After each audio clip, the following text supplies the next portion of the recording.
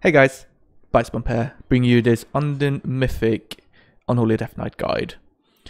This encounter is a lot of fun, honestly. I know that the majority of Death Knights will play Frost in this fight, and Frost is generally a bit better.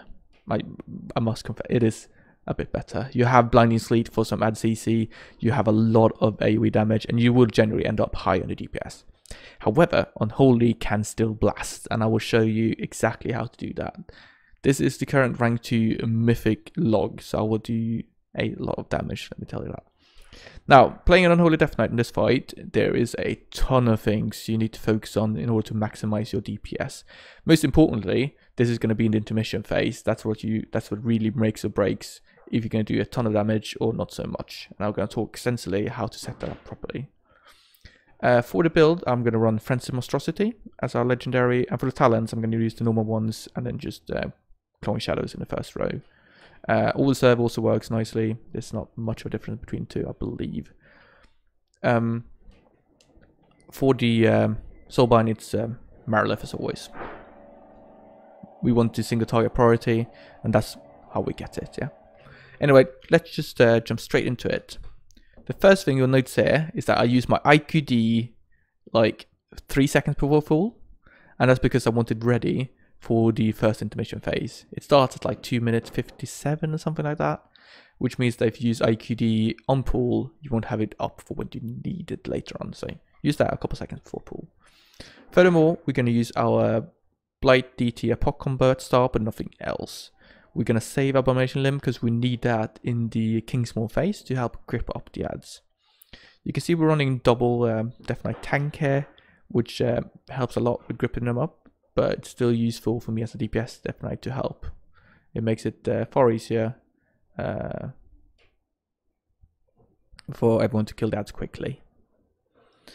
I'm actually going to use my Outbreak here to get my dot up and running again. This is just nice DPS because we're going to be away from the boss for quite a while, so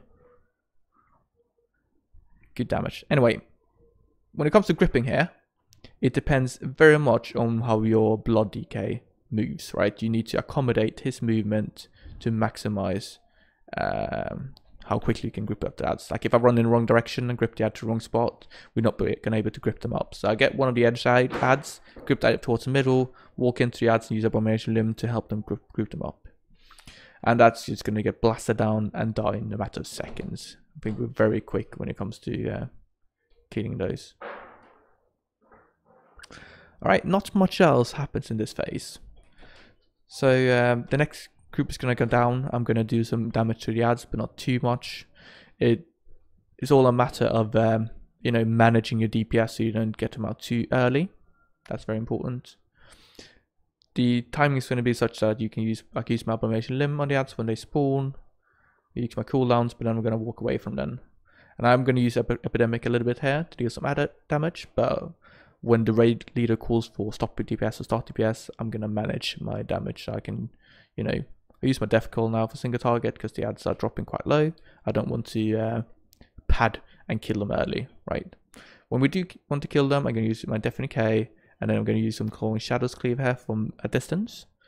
You can actually pop down Deafening K within the adds as well. It doesn't matter much anymore because previously you obviously had everyone coming out and you had the debuff, right, which you were not allowed to overlap. With the changes to Anduin, you can actually walk into someone that doesn't have a debuff when you have it and it won't explode.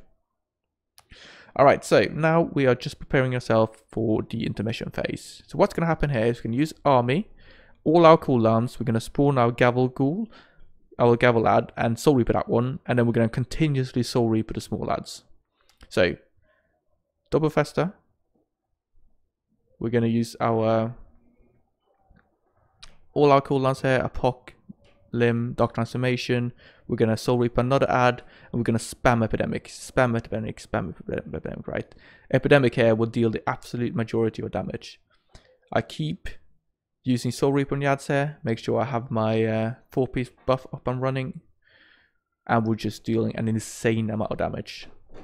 Now, let me tell you, I was lucky on this pull, because from the Gavelad, I got 2 good AoE buffs, and they end up doing like 10% more over the DPS. You need to get lucky sometimes. Second set of abs, I'm going to use double Outbreak, so I can start using Epidemic, and once everything is gathered, I'm going to use Blight, and then keep using Epidemic as much as possible. I'm also going to pop them down our Deafening Case, get some nice cleave, and then some more Soul Reapers. Like, ideally, you want to have 100% uptime on the 4-piece buff, but that's not possible always. You're going to try and do as well as you can do. Like at the end, I used Soul Reaper on the little lad that was left hanging. Great way to get some extra damage into the boss. I end up at 56k DPS. That's a very good number. I think if I get a good gavel buff, I'm going to end up at 55k. If I get one of the single target ones, it's going to be closer to 50 to 45. So it does change a ton. We're going to get the Grim Reflection spawning. I'm going to make sure I use Soul Reap on them so I get the buff going. But I won't be able to do that much DPS. Like, Unholy isn't great at this kind of quick target swapping kind of business. But I'm going to do my best to kill them. Also going to use my interrupt, of course.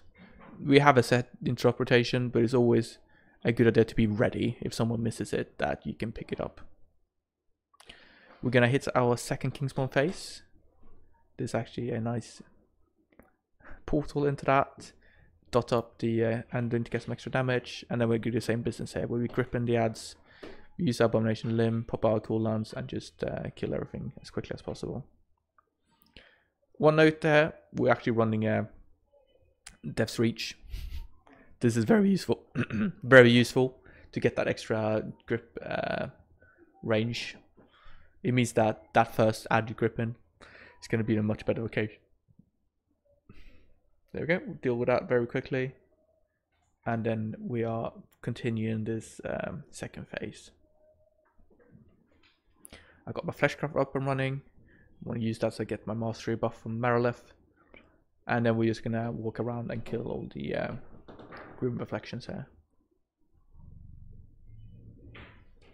Not like the amount of damage you do in this phase is really small compared to how much you do in the intermission. So I would say it's not as important. Like, you don't need to care as much about optimizing damage here compared to optimizing intermission, right? But still, you want to do your best. But anyway, we're going to kill this reflection as soon as possible. Once it's dead, we're going to move out from the ads so that we don't overkill them. I like to use AMS when we get this healing absorb thing. It doesn't actually count towards it, but it helps you not dying. Like, if you were to take some random magic hit there, you wouldn't die when you have the healing sword shield on you. Alright, pop on FNK, get some nice Soul Reaper proc on them, and then just cleave them down. Cool, we're gonna move on to kill the last two ads. So we'll put this one, move to the next, do that one. And then the intermission phase is going to be exactly the same as the previous one. So we have all our cooldowns up and run ready, right? We're going to use Army, we're going to double Fester, Blight TT, Apoc, trigger our Gavel, Soul Reaper that one, use our Limb, right? And that's going to just do a ton of damage. We can actually Soul Reaper Anduin here to get the 4-piece buff up and running early, because he's below 35% health, which is nice. Anyway, we have the we pop our cooldowns, we Soul Reaper the Soul Fragment, Soul Reaper one of the adds to trigger the 4-piece, move out, Soul Reaper Monster Soul. I think that's a mistake actually, because I don't get the buff here. No, that was a mistake. Soul Reaper again, I'm definitely going to get it this time. We have a Phoenix Soul out and about, so I'm going to grip that in, Soul Reaper it. Won't get the buff, sadly. Well, no, be greedy with your Soul Reaper, right? It's better than you try and you miss it than you didn't try at all, and you know, there wasn't even an opportunity. Same thing here, Blight's coming up, we're going to pop that, do some nice, lovely epidemic spam here, and use our Soul Reaper as much as possible. There we go. Cooldowns are just coming up, and then phases. Get a sneaky Soul Reaper in, and then stack up with your team. And it's essentially going to be, the final phase is so short now that we can't really do much. We're going to keep our Soul Reaper running on the boss. We are part of the first soak group, so we're going to move into our allocated position. When we get the call from the raid leader, I'm going to walk in. There we go. Trigger it, and then I have my catcher up there who catches up the debuff. We have our cooldowns coming up in like 20 seconds. Boss is going to die right at that point. But you can see here I'm now at 50k DPS, and that's all intermission phase damage really. Like I think the intermission is like 90% or more of my overall damage. It's pretty insane. So if you do well there, you will do well overall. Popping on my cooldowns, making sure I don't get hit by any of the stars flying around, and then I'm going to use my Abomination Limb right here at the end. Oh yeah, that's Anduin Mythic for you, and how to do a lot of damage as Unholy Death Knight. Hope you guys enjoyed this video. Leave a comment down below, let me know what you think. Up for downvote, hit the subscribe button. You can always message me on Acro's Discord, and I will see you guys in the next video. Thank you very much for watching. Bye bye.